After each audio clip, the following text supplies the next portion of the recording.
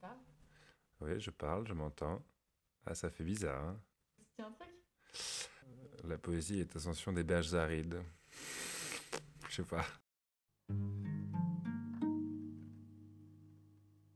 Les espaces perdus.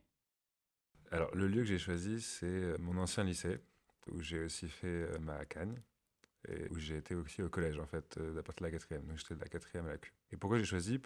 Pour deux raisons. Parce que il a été entièrement refait progressivement. Et donc, quand j'étais au lycée, ça avait un côté un peu décrépit, mais charmant. Et après, quand j'étais en prépa, ils ont fait les travaux dans le lycée. Et donc, après, à la toute fin en cube, ça ressemblait absolument plus à ce à quoi ça ressemblait quand j'étais au lycée.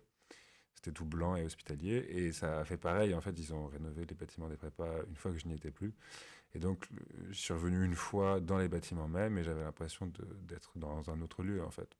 Et l'autre raison, c'est qu'évidemment, c'est un endroit où tu as pu entrer quand tu voulais pendant des années, surtout en prépa où on pouvait aller à n'importe quelle heure dans les salles pour travailler, et où d'un coup, en fait, t'as plus de légitimité. Alors au début, ça fait un an, 2 ans que tu y es plus, les surveillants te connaissent encore, tu peux te faire entrer par les profs, mais maintenant tu es un étranger. Donc c'est quand même voilà, un lieu où tu as vécu au quotidien, où tu as passé plus de temps que dans ta propre maison et dont tu es plus ou moins exclu en fait.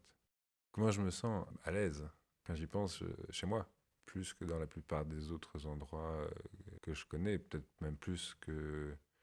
Enfin, autant que chez moi, je pense que dans ma propre maison, à certains égards, moi j'étais pas à l'internat, mais j'ai beaucoup fréquenté des gens qui étaient à l'internat, donc j'ai passé du temps, j'ai parfois dormi. C'est un lieu de vie et je me sens en confiance aussi parce que c'est rempli de profs et qu'il y a une forme d'équivalence pour moi entre prof et famille, dans la mesure où toute ma famille est prof.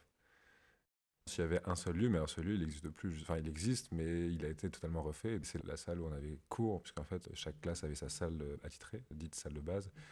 Et donc, les hypocagneux avaient la salle 65 et les cagneux la salle 66, qui était dans l'infilade, au rez-de-chaussée. Et je dirais que plus encore que la 66, c'est la 65 qui m'a marqué, parce que c'est l'arrivée en hypocagne, c'est l'ambiance, et parce qu'elle a été encore mieux décorée et que je pourrais redire la plupart des citations qu'il y avait sur les murs et des formules, et notamment une longue et très belle phrase de Proust qui dit «Mais après la mort des êtres, après la destruction des choses, seuls, plus frêles et plus vivaces, plus immatériels, plus persistantes, plus fidèles, l'odeur et la saveur restent encore longtemps comme des âmes, à se rappeler, à attendre, à espérer, à porter sur leurs gouttelettes presque impalpables l'édifice immense du souvenir.» On est dans le couloir, on entre dans la salle. À droite, il y a le tableau avec une forme de vague estrade. Et puis après, il y a les rangs comme ça. Il y a place pour 50 personnes à peu près, je dirais. On n'était jamais 50, on était plutôt 45 au maximum. Assez banal avec une forme de crépi jaune-beige. Passé évidemment, ça n'avait pas été refait, je crois, depuis les années 60. Des tables et des chaises, tout ce qu'il y a de plus banal, beige et couleur vaguement bois pour ce qui est des chaises.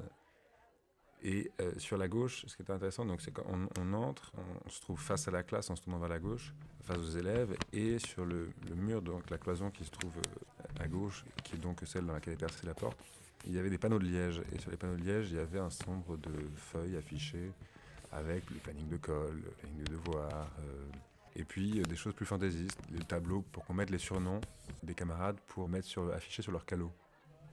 La liste pour le Père Noël secret, enfin, ce qui participait de la construction de l'ambiance. Ah oui, bah évidemment. Et effectivement, en face de la porte, quand on entrait, il y avait un mur entier entre deux fenêtres qui était recouvert de la liste des fonctions attribuables au bisu. On pouvait être imperator, stentor, calor. Chaque dénomination avait une fonction et donc sur ce mur, il y avait le nom, relativement joliment calligraphié, c'était parfois relatif, et à côté une espèce de petit dessin qui était censé incarner qu'a été la fonction. Et il y avait le bisu poète aussi. Donc par exemple, le bisu poète devait écrire un poème pour l'anniversaire de chaque personne dans la classe. Donc c'était le pire bisu évidemment, parce que c'était le plus prenant et personne ne voulait l'avoir. Et j'entends justement les clameurs de la classe quand un de nous, je dis nous parce que j'avais un des bisus qui consistait à crier quelque chose quand un prof disait à un certain type de nous qui avait le bisu blanc, qui était censé être le royaliste, enfin, qui généralement était plutôt un amateur d'histoire parce qu'on n'avait pas assez de royalistes en stock. Et donc moi j'ai été bisu blanc qui criait Montjoie quand il était question de la royauté française ou d'un nom de roi ou autre. Et donc toute la classe devait répondre Saint-Denis De la même façon, si on parlait de Marx, de communisme ou autre, il y avait le bijoux rouge qui criait rouge et tout le monde à la classe répondait du sang de l'ouvrier. Donc il fallait que les profs s'habituent. Hein. Pour les nouveaux profs, c'était une forme de baptême du feu quand même. Certains appréciaient pas trop et on pouvait prendre en grippe les élèves qui criaient. Mais donc c'était vraiment la clameur générale et ça faisait partie du. Et donc je pense qu'effectivement c'est ça qui m'a peut-être le plus marqué, ça et évidemment le bruit le son de la voix de certains profs qui parlent, certaines expressions, avec en fond une espèce de bruissement de papier et de plumes ou de pointes de stylo qui grattent un peu frénétiquement selon le prof, ou au contraire parfois une relative torpeur avec une voix un peu esselée du prof. Là maintenant, quand je repense, je me sens nostalgique, fatigué, mais la fatigue un peu exaltée quand on apprend des choses, qu'on découvre des choses. La fatigue de l'hypocagne, c'est-à-dire effectivement on travaille et puis on se rend compte qu'on est capable de travailler et que c'est intéressant. Dans certains premiers cours de littérature ou de philo, il y a vraiment l'impression d'une espèce de dévoilement. Et donc quelque chose d'un peu émerveillé et fatigué à la fois. Le jour où je prenais mon train pour aller à Paris pour passer les oraux, donc en cube, où j'avais plus beaucoup eu cours dans cette salle depuis 2 ans, c'était un lundi, et c'était ce jour-là que le bâtiment, qui était dit le bâtiment des Jacobins, allait être fermé. Je pense qu'évidemment, prend une forme de symbolisme un peu facile. Il y a vraiment l'idée que voilà, rien ne survit après moi. Donc la veille, le dimanche, j'étais allé avec une amie qui avait aussi fait toute sa scolarité dans le même lycée, même elle depuis la sixième. On a pris des photos de tout, et notamment de cette salle et de tous les murs, de toutes les inscriptions, parce que on savait très bien que nous, on en garderait le souvenir, mais que ça serait un peu douloureux sans doute de ne pas pouvoir donner une idée approchante, hein, un tant soit peu, de ce à quoi ça ressemblait à nos enfants, par exemple, plus tard, ou de ne pas pouvoir se souvenir, montrer à des amis, justement des anciens de l'Hippocagne. Et donc, et tout était ouvert, en fait, parce que les profs avaient vidé leur casier, avaient vidé et donc il y avait une espèce d'ambiance, on pouvait accéder à toutes les armoires, regarder les vieux bouquins, et on avait retrouvé par exemple un volume de la Pléiade, mais totalement défoncé, privé de couverture. Tout avait été arraché avec, je sais plus ce que c'était comme, peut-être Hugo, et toutes les pages froissées, enfin abîmées, c'était vraiment un torchon, et en fait il avait fallu plusieurs minutes pour s'en rendre compte. Et c'était que des choses comme ça, une vieille carte de l'Allemagne datant d'avant la réunification, et donc c'était quand même un peu folklore, des cassettes audio avec des enregistrements de Margaret Thatcher pour les cours d'anglais. Enfin, voilà, il y avait vraiment tout un vieux monde qui exhalait un peu son reste dans les armoires des différentes salles et de cette salle notamment.